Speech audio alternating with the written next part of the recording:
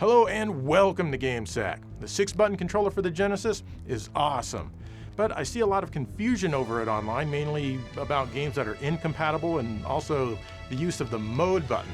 So I figured I'd throw this short video together in hopes of explaining things. Now, I'm not going to go over every single game that's compatible with the 6-button controller, but rather the ones that are incompatible. Now, I'm not sure if everyone is aware of this, but you can switch a 6-button controller to 3-button mode by holding down the mode button as you power up the console. You can also unplug the controller and then plug it back in, also while holding the mode button. I'm using the official Sega 6-button controller, and there may be additional issues with third-party controllers or even the ugly 6-button controller included with the Genesis Model 3. In this first segment, let's look at games that won't work correctly unless you use your 6-button controller in 3-button mode. Or, just use a 3-button controller. American Gladiators. It's virtually impossible to even start the game in 6-button mode. You can play with the X, Y, Z, and mode buttons to get through the menus, but they're not going to help you during the actual game. Setting the controller to 3-button mode is the only way to appreciate this game's mediocrity. Beast Wrestler.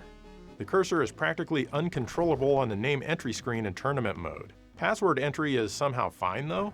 Playing in 3-button mode makes the name entry screen more controllable. Unfortunately, the game itself plays the same either way, and the 3-button mode doesn't help at all. You stand more of a chance of winning if you just unplug the controller and walk out of the room. Cal Ripken Jr. Baseball. This is honestly one of the worst baseball games I've ever played. The ball constantly goes through your infielder's legs, and good luck guessing where that pop fly is going to land so you can catch it. The computer has no issue with this when it's playing defense though. Anyway, this one has menus that are absolutely crazy in 6-button mode. Supposedly, this one won't let you manually advance a runner from third to home, but I was able to do it. Clue. This board game has incredibly twitchy menus when in 6-button mode. In fact, this is the most common fault that incompatible games have with the 6-button controller. Exile. The menus in this short but cool action RPG are ever so slightly twitchy with a 6-button controller. However, the entire game remains completely playable and beatable even in 6-button mode. It's just slightly nicer in 3-button mode. The Fairy Tale Adventure. This primitive adventure game is set in medieval times. The shop menu is out of control if you use a 6-button controller. Naturally, it works as intended in 3-button mode. Forgotten Worlds. This one gives you a game over screen after the intro if you use a 6-button controller in 6-button mode, making the game completely unplayable. Naturally, it works fine with 3 buttons. Apparently, the game pulls the controller too fast, and in 6-button mode, the controller just can't keep up, so the game thinks you're using a bootleg controller and resets. This game can absolutely be played with a 6-button controller in 3-button mode though, which is what I'm doing right here.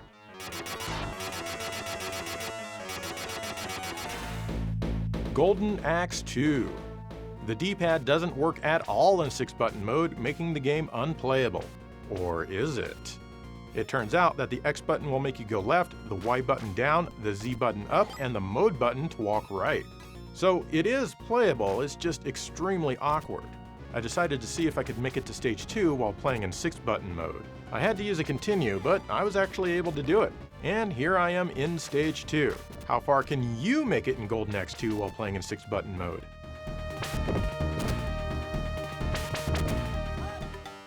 John Madden Football, the first one. The menu is crazy twitchy with the 6-button controller. Good luck picking your desired game and team options. If you can somehow make it past that though, the game itself seems to play just fine and picking plays isn't twitchy at all, and I can even pass.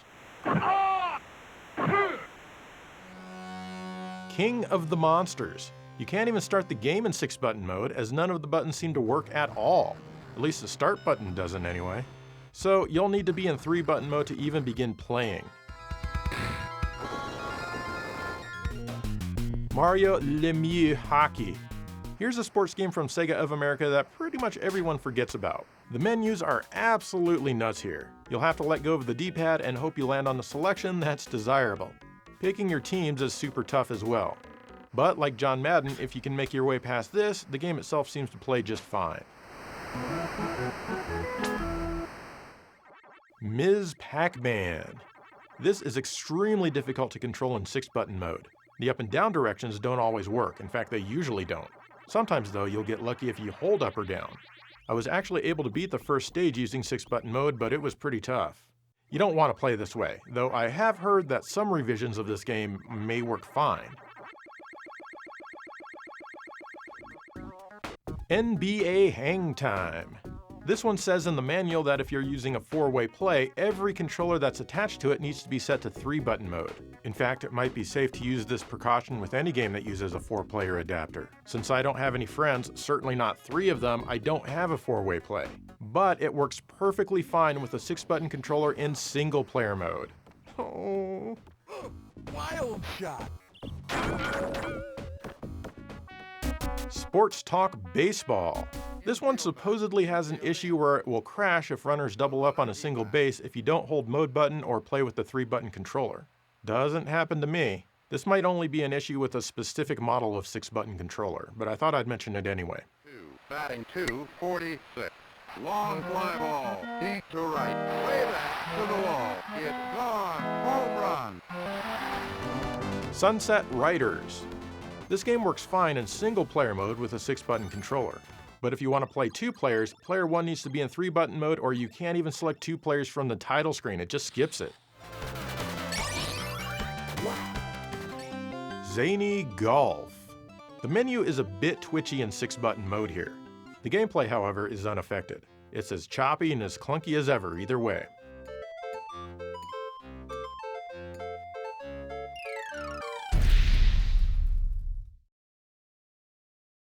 Now, the mode button isn't just for switching the controller to 3-button mode.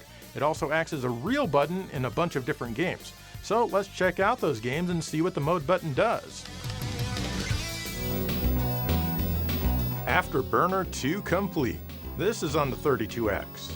Here, you can have the mode button fire your Vulcan guns. Since you press the mode button with your finger, it feels a bit more like pulling the trigger on a flight stick, I guess. It helps bring the arcade experience home just a hair more. This is a fantastic conversion all around, and playing it with the 6-button controller is definitely the way to go with this one.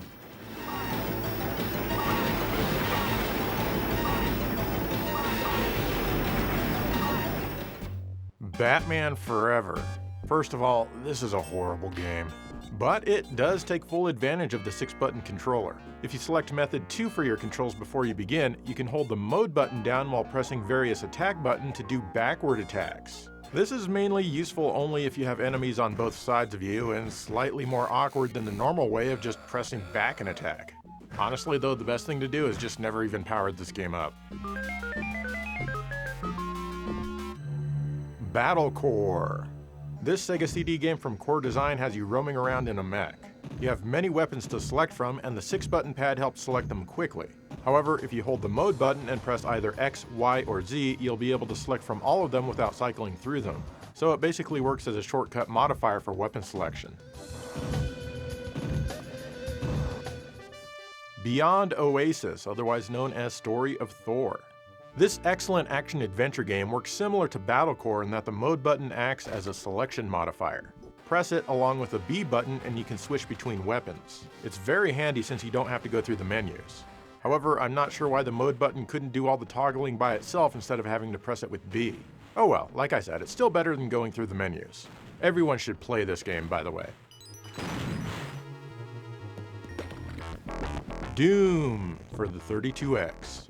The mode button isn't used in the game proper, but instead to activate cheat modes, no pun intended. I had a hell of a time getting some of these to work, but they eventually did. After you use the mode button along with up, A, and C to unlock all of the weapons, the mode button then becomes a shortcut modifier to select said weapons. For example, pressing the Z button will normally give you the map, but holding mode while pressing Z will give you the BFG. In fact, pressing mode with any of the 6 buttons gives you a distinct weapon. Honestly, I would have preferred it if mode was used to strafe in the game just by holding it, but what do I know? I think it would have worked better than the C button since your thumbs are already busy. Dragon, the Bruce Lee story.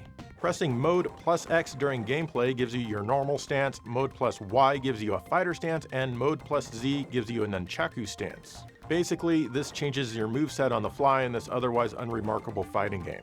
The graphics aren't too bad though. Fatal Fury 2. This port of the Neo Geo game definitely takes advantage of the 6-button controller. Tapping the mode button will make your character taunt. This pisses off your opponent. I mean, really pisses them off. Just kidding, it doesn't actually do anything except maybe help you gloat in 2-player matches. Also, I like how Andy says Heineken over and over again.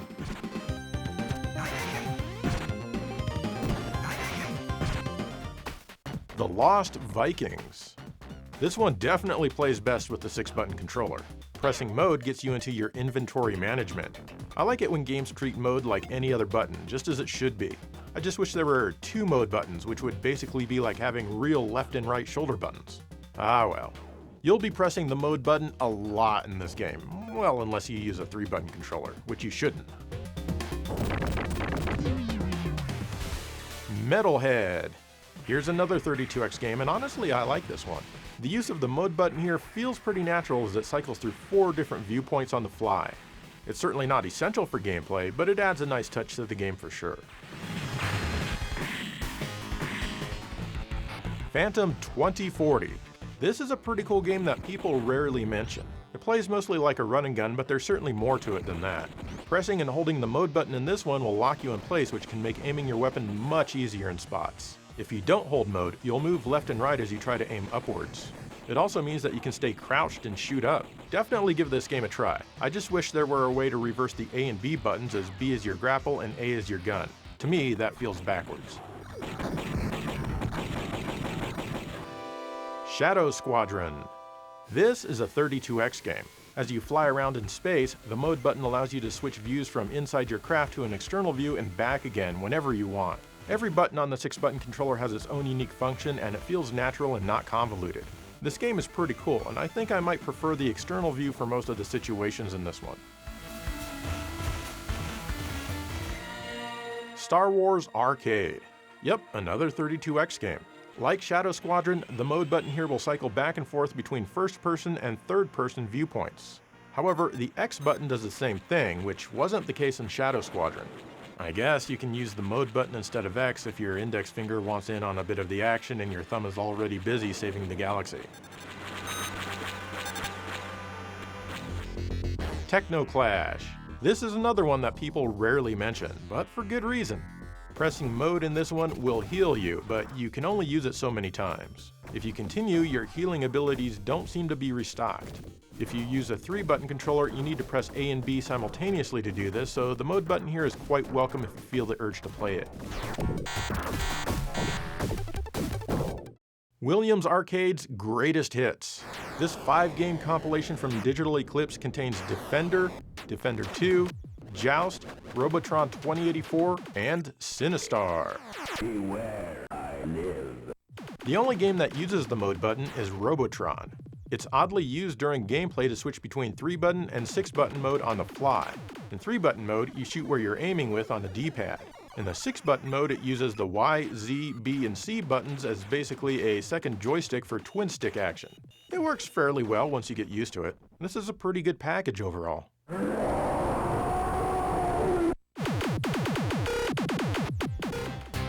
WWF Royal Rumble. In the 3-man tag team match, you can only see one other member of your team outside the ring. Pressing mode will cycle between the 2 members that are outside of the ring. Not sure why both other members couldn't be out there at once, but okay.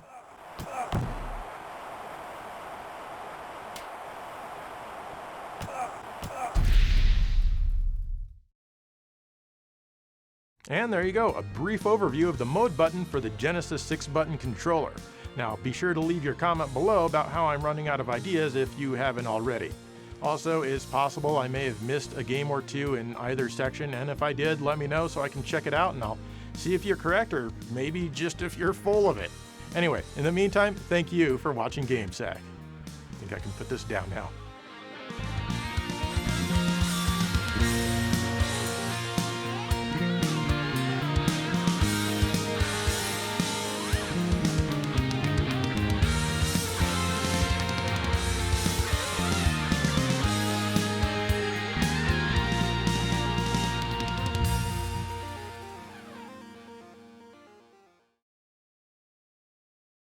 Did you know that the mode button on the Sega Genesis 6-button controller also works in real life? It's true, watch this.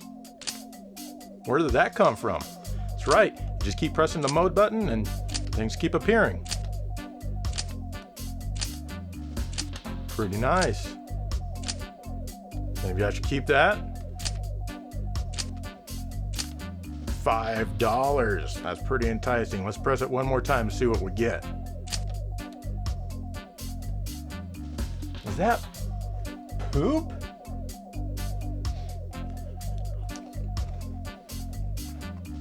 It is!